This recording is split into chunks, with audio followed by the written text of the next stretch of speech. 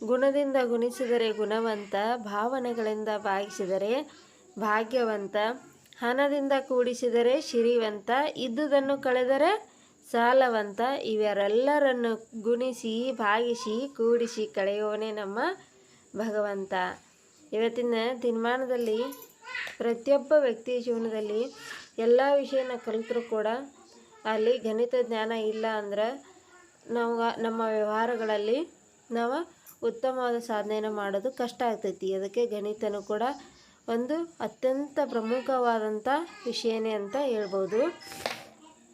ನೋಡಿರಿ ಸ್ನೇಹಿತರೆ, ವಿಡಿಯೋ ನೋಡ್ತಿರ್ತಕ್ಕಂಥ ಮುದ್ದು ವಿದ್ಯಾರ್ಥಿಗಳೇ, ಇಲ್ಲಿ ನಾವು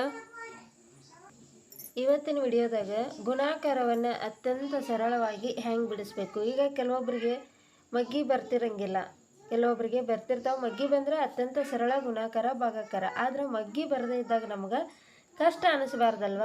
ಮಗ್ಗಿ ಬರದೇ ಇರೋ ಮಗು ಕೂಡ ಗುಣಾಕಾರವನ್ನು ಹೇಗೆ ಮಾಡಬೇಕು ಎಕ್ಸಾಂಪಲಲ್ಲೇ ನೋಡ್ರಿ. 136 ಗುಣಿಸು 2 ಸಿಂಪಲ್ ಆದಂಥ ಲೆಕ್ಕನ ತಿಳಿಸ್ತಾ ಇದ್ದೀನಿ. 132 ಬಿಡಿ 10 100 3 ಸ್ಥಾನ ತಗೊಂಡಿದ್ದೀನಿ. ಇವಾಗ ನೋಡ್ರಿ, ಮೊದಲಿಗೆ 100 ಸ್ಥಾನ ಎಷ್ಟು ಗೆರೆ ಇದ್ದಾವೆ? 1 ಅಷ್ಟೇ. ನೆಕ್ಸ್ಟು 3 ಇದ್ದಾವೆ, 10 3. ನೆಕ್ಸ್ಟ್ ಬಿಡಿ ಸ್ಥಾನದಲ್ಲಿ 6 ಇದ್ದಾವೆ, 2 3 4 5 6. ಇವೆಲ್ಲವನ್ನು ನಾವು ಎದರಿಂದ ಗುಣಿಸ್ಬೇಕಾಗಿದೆ? 2ರಿಂದ ಗುಣಿಸ್ಬೇಕಾಗೈತಿ. ಅದಕ್ಕೆ ಎಲ್ಲದರ ಮ್ಯಾಗೂ ಈ 2 ಲೈನನ್ನು ಹಾಕಿದ್ವಿ. ಇವಾಗ ನೋಡ್ರಿ, ಬಿಡಿ ಸ್ಥಾನದಿಂದ ನಾವು ಕೂಡಿಸ್ತಾ ಹೋಗಬೇಕು.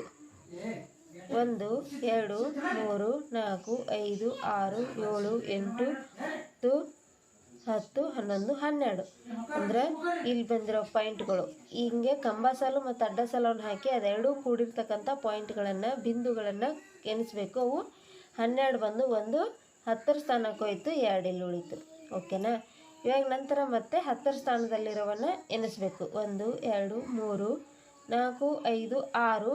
ಇಲ್ಲಿ ಆಗಲೇ ಒಂದು ದಶಕ ಬಂದಿತ್ತು, 7. ಓಕೆ, ನೆಕ್ಸ್ಟ್ ಇಲ್ಲಿ 1 2. ಇದು ನಮ್ಮ ಉತ್ತರ. ಇವಾಗ ನೋಡ್ರಿ, ಮಗ್ಗಿ ಬಂದಿದ್ರು ಕೂಡ ಏನಾಗ್ತಿತ್ತು? 2 6 12. 1 ದಶಕ ಹೋಯಿತು, 2 ಉಳಿತು. 2 3 6 1 7 ಆಯಿತು, 2 1 2. ಅದು ಉತ್ತರ ಕೂಡ ಅದೇ ಬಂತ. ಇದು ಉತ್ತರ ಕೂಡ ಸರಿ ಬಂತ. ನೋಡ್ರಿ, ಅತ್ಯಂತ ಸರಳವಾಗಿ ನಾವು ಹೇಗೆ ಮಾಡ್ಬೋದು.